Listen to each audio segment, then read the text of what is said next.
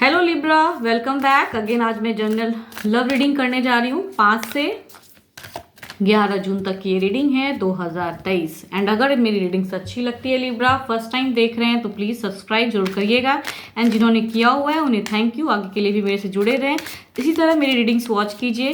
And अगर कोई मेरे से पर्सनल रीडिंग्स कराना चाहता है तो उसके डिस्क्रिप्शन में नंबर दिए गए हैं, आप मुझे व्हाट्सएप मैसेजेस कर सकते हैं उस नंबर पर। एंड सिंगल्स आपके लिए भी रीडिंग्स करूंगी लास्ट में। देखती हूँ क्या कुछ है कपल्स के बीच में होने वाला है इस वीक, आप दोनों के बीच में। एक ओवरऑल भी देखूंगी क्या होगा। चलिए देखते हैं क्या है आप दोनों के बीच में ये वीक होने वाला। पहले गाइडेंस देखती हूँ क्या है। Adjustments are required. देखती हूँ कार्ड्स में क्या है।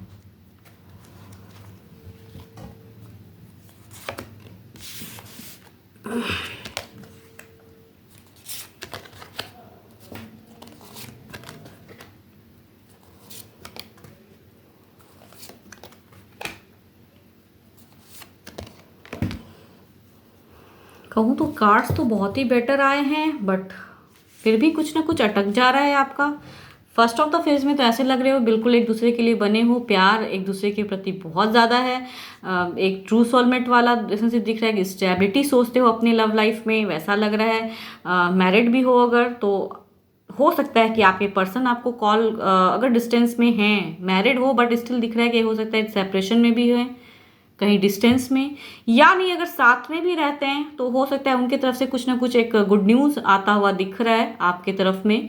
एंड शायद आप एक्सपेक्ट नहीं कर रहे थे उनसे ऐसा कुछ, इस वजह से शायद दिमाग में आपका कुछ ना कुछ कहूँ तो मिसअंडरस्टैंडिंग या फिर कंफ्यूजन, डाउट्स बहुत ज़्यादा है कि इस चीज़ को कैसे रिएक्ट करूँ। एक ट्रू सोलमेट वाला लव तो दिख रहा है। एक कहूँ तो आप ब्लेस्ड भी हो, फर्स्ट ऑफ द फेज में तो काफ़ी ब्लेसिंग्स भी कहूँ तो दिख रही है आपके ऊपर में। एंड एक शायद आपके पर्सन आपको कुछ थोड़ा बहुत कहूँ, अगर कुछ लोगों की ऐसी भी हो सकती है कि आप दोनों शायद डिस्टेंस में अगर रहते हैं तो बातें बंद थी, तो थोड़ा बहुत आपके पार्टनर की तरफ से दिख रहा है कि शायद वो बातें करने की शुरुआत करेंगे, वैसा कुछ एनर्जीज दिख रहा है। थोड़ा बहुत कहूँ तो एक कैजुअल सा टॉक हो सकता है, करें वो। एंड अगर साथ में रहते हैं तो कुछ हो सकता है विश शायद आपकी पूरी करें, थोड़ा बहुत आपको इम्प्रेस करें और बेटर कुछ करें, सरप्राइज करें, ऐसा भी हो सकता है। मिड ऑफ द फेज में कहें तो कहीं ना कहीं किसी वजह से आप कंफ्यूज्ड बहुत रहोगे एंड डाउट्स मन में रहेंगी आपको। रिलेशनशिप को लेके शायद बहुत ज़्यादा सोच रहे हैं, कहूँ तो आपके पर्सन की एनर्जीज हैं कि पैसे को लेके शायद कुछ ना कुछ इश्यूज हो सकता है। पेंटिकल्स का कार्ड है, कुछ आपसे बातें भी अगर होती हैं तो उनकी दिख रही है कि एक स्टेबिलिटी शायद आपसे चाह रहे हैं, एक कमिटमेंट चाह रहे हैं। अगर डिस्टेंस में रहते हैं तो एक कमिटमेंट शायद चाह रहे होंगे, इस वजह से प्यार आप करते हो लेकिन शायद अभी वो कमिटमेंट से डर रहे हैं, वैसा कुछ लग रहा है। कुछ ना कुछ वो आपसे कैजुअल टॉक करेंगे ज़रूर, अपनी डिज़ायर बताएंगे, आपको भी हो सकता है कुछ सरप्राइज दें, कुछ गिफ्ट दें, वैसा कुछ लगता है। या अगर डिस्टेंस में रहते हैं तो कुछ ना कुछ ऐसा होगा ज़रूर। आप मिड ऑफ द फेज में आप कंफ्यूज हो जाओगे कि क्या करना चाहिए। एंड कहूँ तो आपके पर्सन एंड आपकी एनर्जी से दिख रही है कि लास्ट ऑफ द फेज में कुछ ना कुछ हो सकता है आप दोनों एक दूसरे से हाइड करना चाहते हो। आपके पर्सन बहुत ही संयम से काम ले रहे हैं, बहुत ज़्यादा, बिकॉज टेम्परेंस का कार्ड आया है तो वो आपको लेके सोचते बहुत ज़्यादा हैं, सही डिसीजन लेना चाहते हैं। कुछ ना कुछ शायद आपके बिहेवियर में कुछ डिस्टर्बेंस है या कोई रीज़न है जिसके वजह से आप कमिटमेंट से डरते हैं।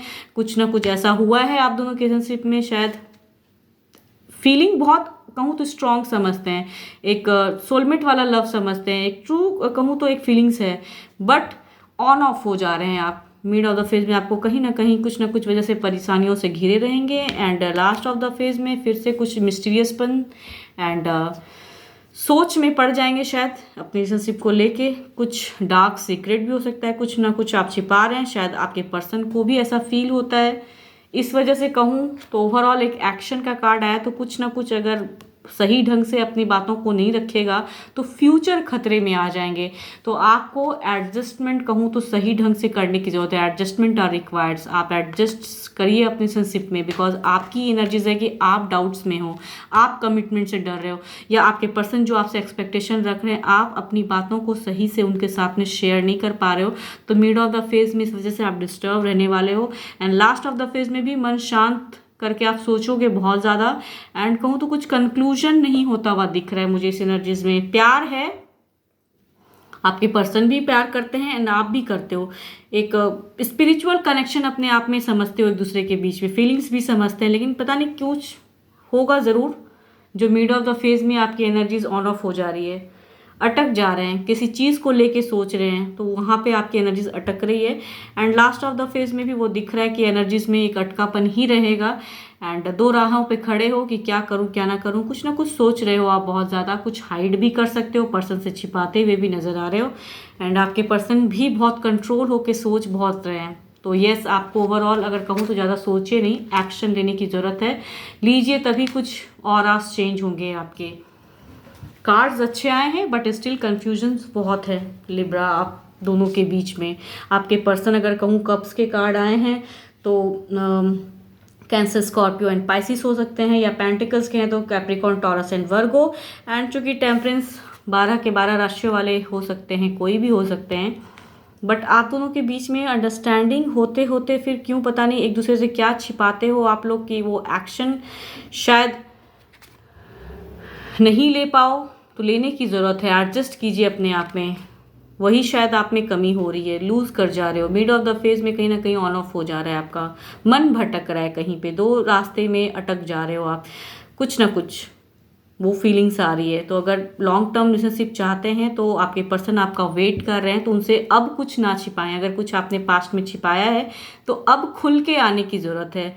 अगर खुल के नहीं आइएगा तो फिर अगर सही से एक्शन नहीं लीजिएगा अपनी रिलेशनशिप को लेके तो ट्रबल्स हो जाएगा फ्यूचर में, बिकॉज बहुत ही अच्छे कार्ड्स में भी दिख रहे हैं कि आपने कुछ ना कुछ हाइड किया हुआ है, इस वजह से आपका मन भटकता है, एंड आपके पर्सन स्टेबिलिटी चाह रहे हैं, अब चाह रहे हैं कि ट्रू कमिटमेंट हो, स्टेबिलिटी हो, एंड संयम से रह रहे हैं कि अब दोबारा कुछ वैसा ना हो जाए। तो वो अगर एडजस्ट कर रहे हैं तो आपको भी एडजस्ट करने की ज़रूरत है, बिकॉज आपकी पर्सनालिटी में है कि कुछ ना कुछ आप हाइड कर रहे हो उनसे। तो वो अब कुछ वैसी गलतियां ना करें अगर पास्ट में किए हैं तो, बिकॉज आप लोग एक दूसरे के लिए ही बने हो, कार्ड्स बहुत ही ब्यूटीफुल हैं, तो इस वजह से true commitment and true relationship के लिए सच्चाई होनी बहुत ज़रूरी है, ये आपको लिब्रा समझने की ज़रूरत है। ये तो रही कपल्स के लिए। अब देखती हूँ क्या है सिंगल्स के लिए, क्या है।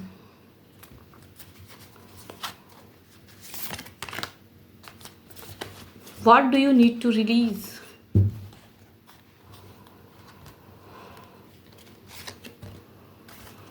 Okay, night of cups.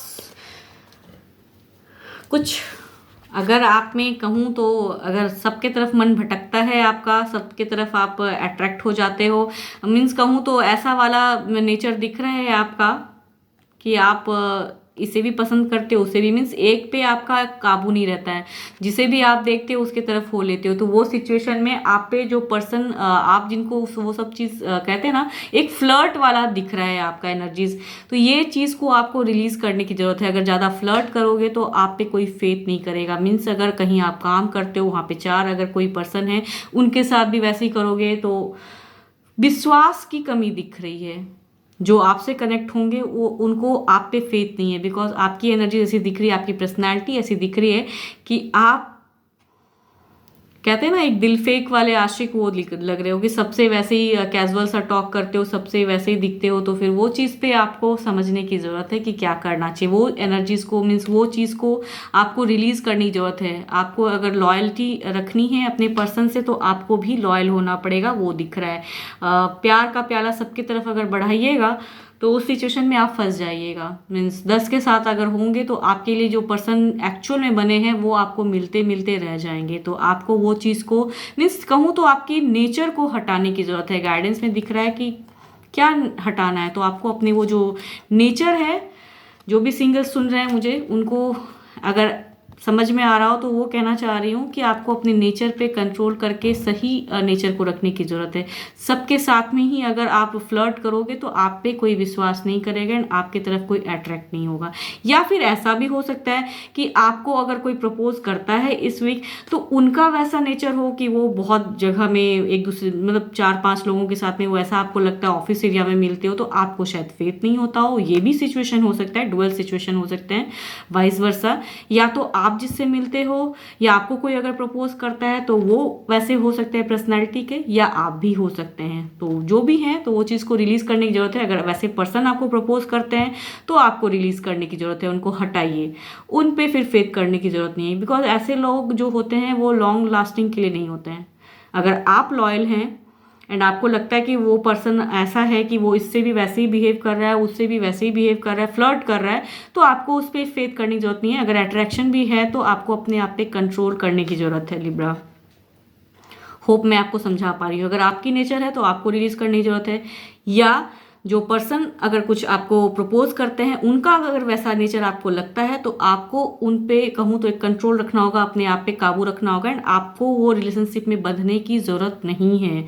जो पर्सन वैसे होते हैं वो फ्यूचर लॉयल नहीं होते हैं, ये आपको समझने की ज़रूरत है। एंड होप आपको मैं बातें समझा पा रही हूँ। उनको रिलीज़ कीजिए, ज़िंदगी से निकाल दीजिए, उनके तरफ में प्यार का प्याला बढ़ाइए ही नहीं। आप अपनी इमोशंस में क्या रखते हैं, भले उनकी पर्सनालिटी अट्रैक्टिव हो लेकिन उनके तरफ बढ़ने की ज़रूरत नहीं है, बिकॉज फ्यूचर खतरे में हो जाते हैं ऐसे पर्सन से मिलने से। होप आपको मैं बातें रख पा रही हूँ। सिंगल्स जो भी हैं सुन रहे हैं, अगर मेरे से कोई पर्सनली रीडिंग्स कराना चाहता है किसी भी तरह की क्लियरिटी के लिए अपने रिलेशनशिप में, तो उसके लिए डिस्क्रिप्शंस में नंबर है, आप मुझे व्हाट्सएप मैसेजेस कर सकते हैं। तो फिलहाल तो इतना ही। होप आपको मेरी ये रीडिंग्स अच्छी लगे। Thank you, stay blessed and stay connected with me.